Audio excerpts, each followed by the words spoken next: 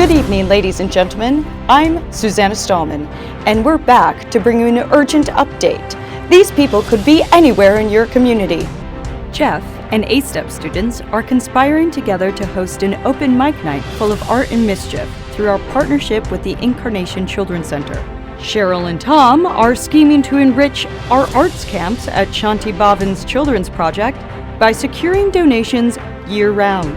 Zuleika is on the loose, using visual arts to teach students that their voices and choices matter through our partnership with Lutheran Social Services of New York. Marissa is running wild in Lower Manhattan, training and preparing a team of 17 volunteer teaching artists for our partnership with the International Rescue Committee's Refugee Youth Summer Academy.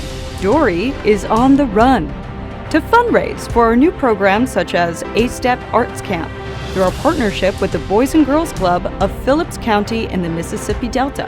Ray is running wild, funding our arts workshops through our partnership with Passages Academy. If you see these people, celebrate them! Come on, shake your body, baby, do that conga. No, you can't control yourself any longer.